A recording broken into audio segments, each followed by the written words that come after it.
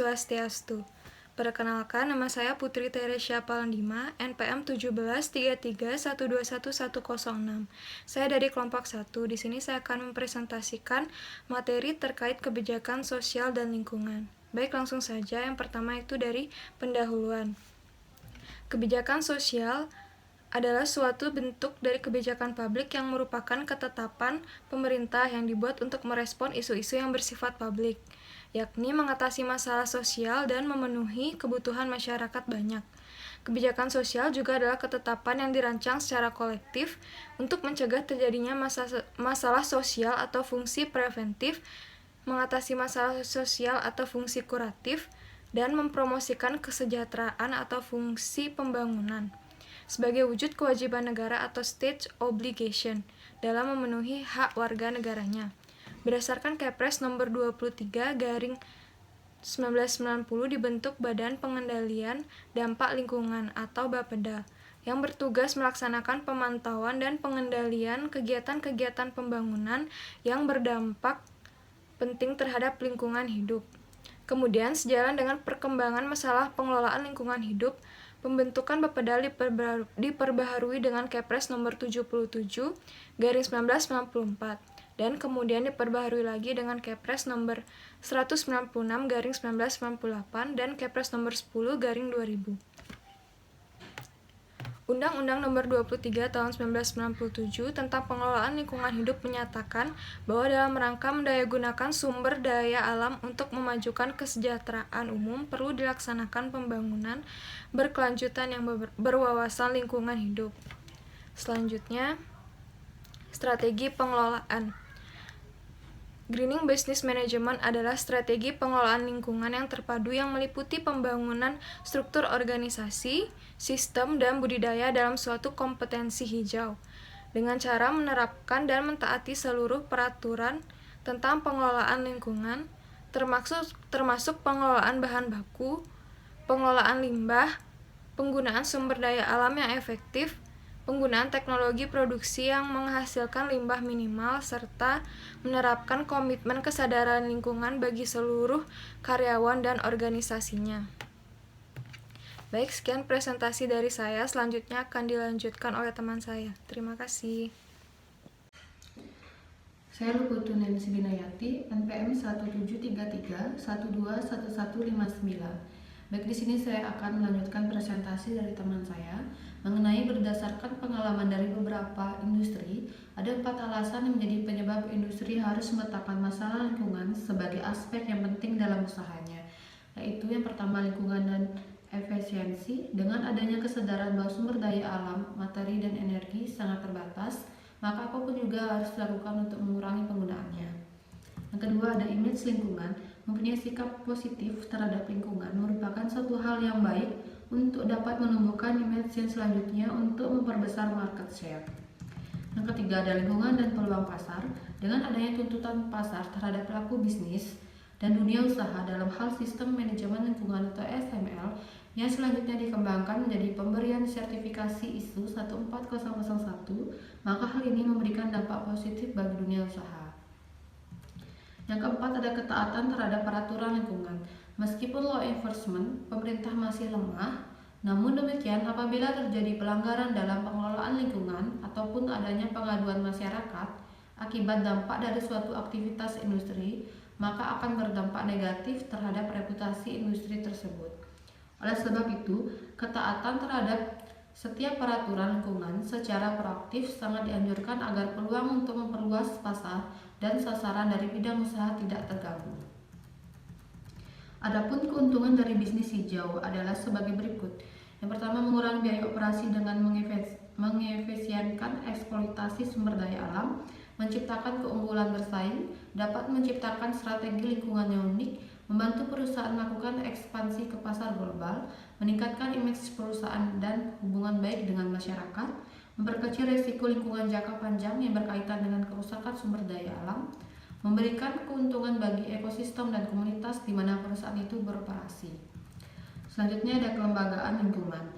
Hidup kelembagaan dapat dilihat dari instansi pemerintah dan LSM, perangkat hukum, dan peraturan perundang-undangan, serta program-program yang dijalankan pemerintah dalam jangka dalam rangka menjaga kelestarian lingkungan hidup dan melaksanakan pembangunan berkelanjutan. Perangkat hukum yang berhubungan dengan lingkungan hidup mengacu pada Undang-Undang Nomor 23/1997 tentang pengelolaan lingkungan hidup, Kepres Nomor 2/2002 tentang pengalihan tugas, fungsi dan kewenangan Bapelda Kementerian Negara dan Lingkungan Hidup, serta Kepres Nomor 4/2002 tentang Unit Organisasi dan Tugas Eselon 1 Menteri Negara Lingkungan Hidup. Om Swastiastu. Nama saya Imadayadi Pradana, NPM 17331-21160. Di sini saya akan melanjutkan presentasi dari teman saya. Pemerintah dalam mengatur kebijakan untuk menyelesaikan fungsi lingkungan hidup, Undang-Undang Nomor 23 Tahun 1997, juga berisi persyaratan penataan, penyelesaian sengketa, penyidikan, dan ketentuan pidana. Persyaratan penataan lingkungan hidup dibagi menjadi 4 bagian, yaitu yang pertama, perizinan. Setiap kegiatan yang dapat menimbulkan dampak penting terhadap lingkungan hidup wajib memiliki analisis dampak lingkungan untuk memperoleh izin melakukan kegiatan tersebut. Yang kedua, pengawasan. Menteri mempunyai tugas melakukan pengawasan terhadap kegiatan atas ketentuan yang telah ditetapkan melalui dalam perundang-undangan lingkungan hidup. Yang ketiga, sanksi administrasi. Gubernur atau kepala daerah tingkat 1 berwenang melakukan paksaan pemerintah terhadap penanggung jawab kegiatan yang melanggar perundang-undangan lingkungan hidup. Yang keempat, audit lingkungan. Pemerintah mendorong penanggung jawab kegiatan atau usaha untuk melakukan audit lingkungan hidup. Isi dari Undang-Undang Lingkungan Hidup yang penting lainnya adalah itu yang pertama, bila terjadi sengketa lingkungan hidup, maka dapat ditempuh melalui pengadilan atau di luar pengadilan berdasarkan pilihan sukarela para pihak yang bersengketa. Yang kedua, untuk lebih meningkatkan penegakan hukum, selain penyidik pejabat polisi, pejabat sebagai pegawai sipil tertentu dapat diberi wewenang khusus sebagai penyidik sesuai dengan Undang-Undang Hukum Acara Pidana yang berlaku. Kemudian yang ketiga, terjadi tindak pidana yang mengakibatkan pencemaran dan perusakan lingkungan hidup, maka diancam dengan pidana penjara paling lama 10 tahun atau denda paling banyak 500 juta rupiah. Lanjut ke lembaga. Berdasarkan Undang-Undang Nomor 23 Tahun 1997, tidak secara eksplisit menyatakan struktur organisasi yang menangani lingkungan hidup. Kementerian Negara Lingkungan Hidup bertugas merumuskan dan melaksanakan kebijakan di bidang pengelolaan lingkungan hidup, juga mengkoordinasi kegiatan seluruh instansi pemerintah yang berhubungan dengan pengelolaan lingkungan hidup. Lanjut ke instansi pemerintah. Fungsi kementerian seperti saat ini yaitu menyusun kebijaksanaan pelestarian lingkungan hidup dan mengkoordinasikan pelaksanaannya. Pada awal kegiatannya digunakan pendekatan advokasi, yaitu usaha difokuskan kepada peningkatan kesadaran lingkungan hidup dan pengembangan sarana-sarana dasar pelestarian lingkungan hidup. Lanjut ke lembaga swadaya masyarakat atau LSM.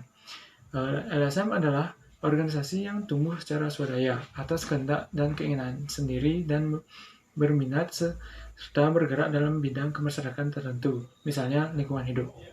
Sekian materi yang bisa saya paparkan. Terima kasih. Saya Dewa Ayu Putu Intan Ananda Putri, NPM 1733121162 akan melanjutkan presentasi yang dibawakan oleh teman saya tadi. Selanjutnya ada Pusat Studi Lapangan atau PSL. PSL merupakan alat peluasan kerja Kementerian Negara Lingkungan Hidup di bidang penelitian, pelatihan, dan pengelolaan lingkungan di daerah. Berkaitan dengan peningkatan kualitas dan kuantitas permasalahan lingkungan dan peningkatan kebutuhan keahlian dalam lingkup yang luas, maka PSL diharapkan dapat sebagai sarana untuk meningkatkan kemampuan dan pelayanan baik untuk sektor privat maupun umum. Selanjutnya ada pengungkapan sosial.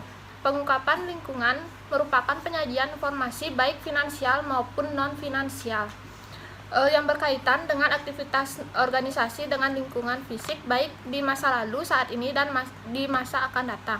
Beberapa institusi telah menawarkan model yang telah dijadikan pedoman dalam aktivitas pengungkapan ini, yaitu yang pertama ada The Corporate Report atau ASSC pada tahun 1977. Yang kedua ada The UK Government Green Paper. Yang ketiga ada The Pilar Social, dimulai pada tahun 1977, berawal dari pergolakan sosial yang terjadi di Eropa. Yang keempat ada model Earson dan Earson pada tahun 1978. Yang kelima ada The Union European des Experts Economiques et Financiers atau UEC pada tahun 1983. Yang keenam ada Institute of Chartered Accountants in England and Wales atau ICAEW Yang ke-7 ada Perserikatan Bangsa-Bangsa atau PBB. Yang ke-8 ada Global Reporting Initiative atau GRI pada tahun 1999. Selanjutnya presentasi akan dilanjutkan oleh teman saya. Saya Niputu Ayuni Lydia Pratiwi NPM 168 akan melanjutkan presentasi dari teman saya, yaitu yang kelima ada teori pengungkapan sosial. Beberapa teori yang mendasari perusahaan untuk melaksanakan pengungkapan sosial telah dikemukakan oleh banyak ahli dalam berbagai penelitian yang kemudian dirangkum oleh Gehry 1995 sebagai berikut. Yang pertama, Disuse Influence Study. Bagian dari studi yang dilakukan oleh para peneliti yang menggunakan teori ini menemukan bukti bahwa informasi sosial dibutuhkan oleh para pengguna. Yang kedua ada Economic Theory Study. Teori ini menganalogikan manajemen sebagai agen dari suatu interest group dari perusahaan yang bersangkutan. Yang ketiga ada Social and Politics Studies. Studi ini dalam bidang ini mencakup dua teori antara lain, yaitu Stakeholder Theory, yang kedua Legitimate Theory. Kemudian yang keenam ada pengungkapan lingkungan. Pengungkapan lingkungan mencakup aspek lingkungan dari proses produksi yang meliputi pengendalian polusi dalam menjalankan operasi bisnis, pencegahan atau perbaikan kerusakan lingkungan akibat pemrosesan sumber daya alam, berbagai dorongan yang mengkondisikan perusahaan untuk melakukan manajemen lingkungan secara aktif. Maka diharapkan manajemen melakukan sistem manajemen lingkungan yang komparatif yang terdiri dari 5 pendekatan, yaitu meminimalkan dan mencegah waste, merupakan perlindungan lingkungan efektif yang sangat membutuhkan aktivitas pencegahan terhadap aktivitas yang tidak berguna. Yang kedua ada Damage Management, merupakan sebuah pendekatan dalam pencegahan polusi yang asal mulanya digunakan dalam dunia industri. Yang ketiga ada Desain Lingkungan, merupakan internal dari proses pencegahan polusi dalam manajemen lingkungan produktif. Yang keempat ada Product Stewardship, merupakan praktik-praktik yang dilakukan untuk mengurangi risiko terhadap lingkungan melalui masalah-masalah desain, manufaktur, distribusi, pemakaian, atau penjualan produk. Dan yang terakhir ada Full Environmental Account. Nama saya Mika Farlina, NPM 185. Di sini saya akan melanjutkan presentasi dari kelompok, yakni kasus lingkungan, di mana kasus pencemaran lingkungan oleh PT Adaro Indonesia pada bulan Oktober 2009 terjadi tidak lama setelah PT Adaro tersebut menerima penghargaan dari Kementerian Lingkungan Hidup Republik Indonesia. Sungai yang menjadi urat nadi masyarakat warga Balangan dan Amuntai telah berubah menjadi warna coklat kehitaman, yang membuktikan bahwa sungai tersebut telah tercemar dampak dari aktivitas pertambangan PT Adaro Indonesia. Hal ini juga telah diakui oleh manajer eksternal Yunaizar Ardiansyah. Beberapa dampak langsung yang dirasakan oleh masyarakat, yakni yang pertama itu ada tidak bisanya masyarakat menggunakan air sungai Balangan untuk kehidupannya sehari-hari. Yang kedua, terancamnya sumber ekonomi para petambak ikan. Yang ketiga, terganggunya operasional PDAM, di mana menyebabkan biaya tinggi bagi PDAM dalam memproduksi air bersih. Yang keempat itu ada warga yang terpaksa memanfaatkan air sungai Balangan tersebut, akhirnya terkena gatal-gatal. Terancamnya sungai Balangan ini juga memenuhi protes dari sejumlah masyarakat Balangan tersebut. WALHI Kalsel sangat prihatin dan menyayangkan pencemaran sungai Balangan ini justru terjadi tidak lama setelah PT Adaro tersebut menerima penghargaan.